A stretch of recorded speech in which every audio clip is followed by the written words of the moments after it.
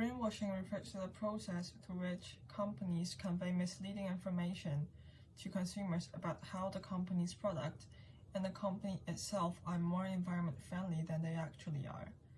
The increasing consumer awareness of environmental factors and government guidance on corporate social responsibility has potentially driven the need for a company to either invest in eco-friendly production processes and update corporate management or greenwash.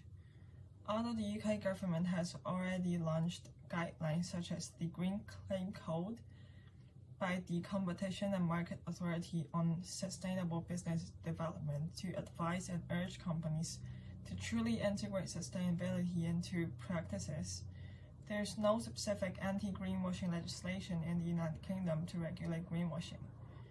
The International Organization of Securities Commissions divides greenwashing into firm level and product level. At product level, greenwashing could be classified into 5 categories, including false product names, inconformity between the marketing of the product and the product's nature, failure in alignment with its sustainability-related investment objectives, impact washing, and lack of disclosure. Focusing on consumer loss, this report mainly targets on product-level greenwashing and aims at challenging product-level greenwashing by analyzing enforceable UK consumer laws, especially from Consumer Rights Act 2015 and the Consumer Protection from Unfair Trading Regulations 2008. Furthermore, combine statutes with greenwashing examples and proposed possible remedies if applicable. This report found in an unfair commercial practice context, greenwashing based on Consumer Protection from Unfair Trading Regulations 2008 constitutes misleading action and misleading omissions. Types of greenwashing that are likely to become misleading actions include the use of false names, inconformity between the marketing of the product and the product's nature, and failure in alignment with sustainability-related investment objectives, while lack of disclosure is likely to become a misleading omission. False product name greenwashing happens when a product's name includes or uses sustainability, but its investment objects are not aligned with sustainable strategies. Though not all greenwashing related to the use of false names could be defined as misleading actions, according to the Consumer Protection from Unfair Trading Act, Section 5, Part 3, Paragraph A, under circumstances where a product creates confusion with competitors' trade names, this commercial behavior is misleading action thus unfair.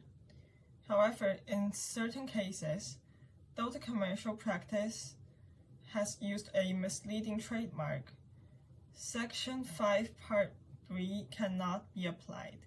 For instance, the lawsuit against Windex product falsely used Greenlist logo, while the product in its natural state contains environmentally harmful chemicals. Though the CEO of Windex settles the company's greenwashing suits and agreed to stop using the Greenlist logo, this commercial practice did not confuse consumers with a similar trademark already taken by green competitors. Therefore, the accuse of misleading action is not applicable. Similar to false name-related greenwashing, the type of greenwashing which fails to align with sustainability-related investment objectives in certain cases could also be a misleading action. As the Unfair Trading Act Section 5, Part 3, Paragraph B states that the failure to comply with a commitment in a code of conduct that the trader has undertaken accomplishes a misleading action. In the case of Client Earth's claim against Royal Dutch Shell, while Shell has taken part in net zero emission by 2050 in line with the Paris Agreement on climate change, according to Client Earth's research result, between 2010 and 2018, Shell has only dedicated 1% long-term investment to low-carbon energy. However, to constitute a misleading action, the term failed to align with is vague. No specific figure or definition has been provided by the Unfair Trading Act to define the failure to align with the code of conduct. Therefore, in case of clients Earth against Shell, though has conducted greenwashing, Shell's commercial practice would not necessarily be defined as a misleading action. Aiming at persuading consumers to believe the commercial practice's exaggerated environmental influence, impact washing becomes a misleading action when the commercial practice, as defined by the Unfair Trading Regulation Section 5, Part 2, conveys untruthful information about the existence or nature of the product and is likely to cause the average consumer to make the transactional decision they would have not otherwise. A typical example of impact washing as misleading action could be Oatly and Oats advertisement. Oatly and Oats is a plant-based milk manufacturer. It has released a paid advertisement claiming that, as quote, Oatly generates 73% less carbon dioxide versus milk, calculated from grower to grocer. In this circumstance, the presentation of the advertisement is likely to mislead consumers into believing that the benefits of all Oatly and Oats products is 73% less carbon dioxide emission than any dairy milk product. Other research results on the carbon footprint of an Oatly product called Oatly Barista Edition Oat Drink and the general cow's milk production has been submitted by Oatly in response to the Advertising Standards Authority investigation request, prove that the advertisement is factually correct under this particular condition. Oatly has failed to disclose sufficient conditions for consumers to understand the information correctly, resulting in an exaggerated claim. Furthermore, though consumers might purchase Oatly products for different reasons, it is possible that a portion of consumers holds the single motive to reduce carbon emission, therefore make the transactional decision instead of other options. It can be concluded that Oatly's advertisement constitutes a misleading action. In terms of remedies, as according to Unfair Regulation Sections 727A and B, if three conditions are met, consumers have the right to redress. Firstly, if consumers has entered into a sale of goods contract with the trader and has paid for the good. Secondly, the trader has constituted a prohibited practice including misleading actions and aggressive commercial practice. Thirdly, the prohibited practice is a significant factor for consumers' decision-making. Meanwhile, according to Section 27I, consumers could claim for discount based on behavior of person engaged in this practice, impact of the practice, and timing of purchase. In Oatly's case, every consumer has a contract with Oatly by paying for its product.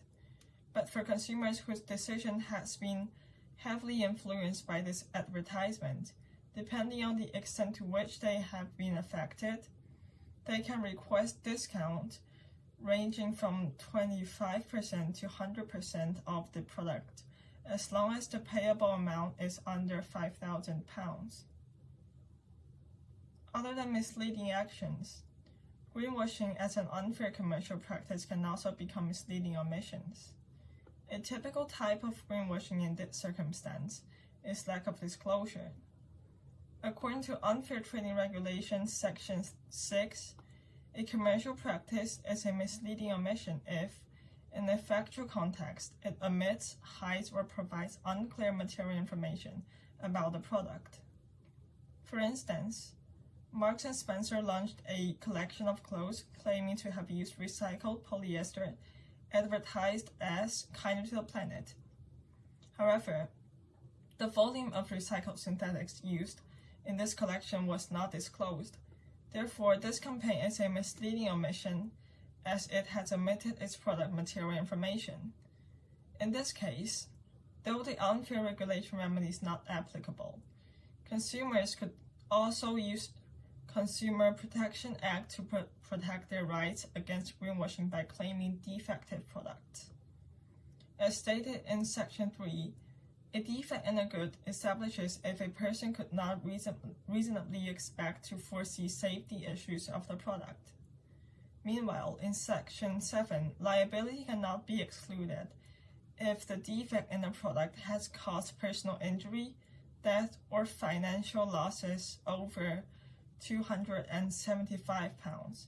Thus, if the misleading omission has resulted in a personal injury, death, or economic loss of over £275 due to failure to provide sufficient material information, or inconformity between material information provided and the goods' factual context, the supplier, producer, or importer is liable for compensation on the injured party, taking into concern the extent to which the incident was caused by the defect.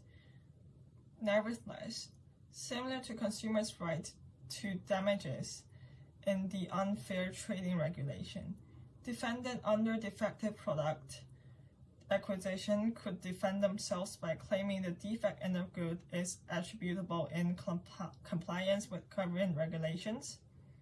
They are not the supplier of the good. They did not provide the good for business use. Defect of the goods does not exist at the time of provision. Negligence due to limited knowledge of technology, or the constitution of a subsequent product beyond supplier's control. Therefore, for Marks & Spencer's case, if the omission of material information has included personal injuries, consumer could claim for compensation depending on the extent to which they have been injured by the defect of the clothes. Lastly, as Consumer Rights Act 2015 Section 9 and Section 11 state, every contract to supply goods automatically includes the term to supply goods to be of satisfactory quality, taking into concern of any description of the goods, and goods will match the description. When greenwashing as a commercial practice provides consumer with goods that do not align with its own marketing claims, the company has breached the sale of goods contract, as its commercial practice has failed to provide consumers with goods to be of satisfactory quality and goods to be as described. In this circumstance, the CRA endows consumers' rights, including the short-term right to reject, the right to repair or replacement, and the right to a price reduction or the final right to reject, depending on the time of purchase and state of the product. In Section 22, consumer can reject the product and get a full refund within 30 days the consumer is able to use the goods. And after 30 days, according to Section 23, the consumer could claim for a repair or replacement of the product. And after one replacement or repair in Section 24, the consumer could still claim for price reduction, where the trader reduces an appropriate amount for the price of the product, or reject the product for the last time.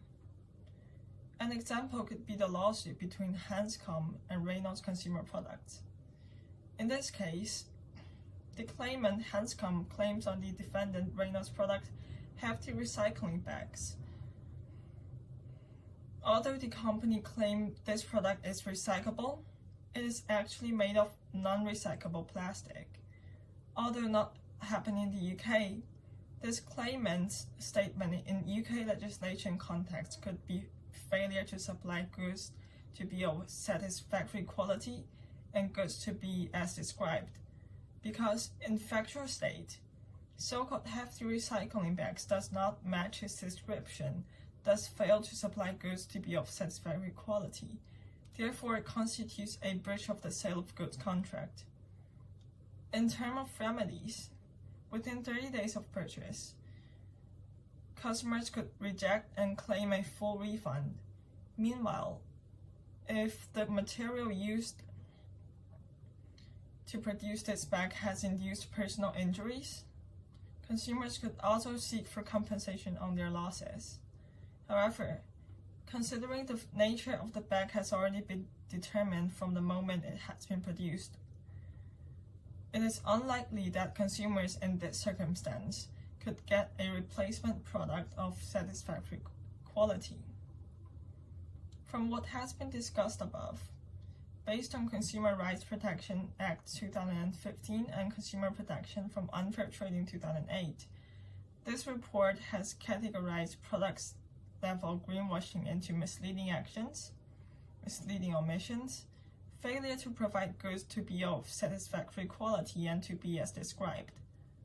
From Unfair Trading Protection, Consumer Protection Act and Consumer Rights Act 2015, depending on the extent to which consumers have been affected and the timing of purchase, possible remedies consumers could claim are compensation for personal injury or death and financial loss over £275, as well as refund, replacement, and price reduction of the good. Other research of this report shows that most types of greenwashing could be backed up with statutes and remedies. In certain cases, due to vagueness in existing legislation and lack of corresponding statutes, though constitutes greenwashing, consumers might not be able to identify and claim for remedies. In that case, to better protect consumers' rights and mitigate greenwashing in businesses, this report agrees that updates to UK consumer laws are required.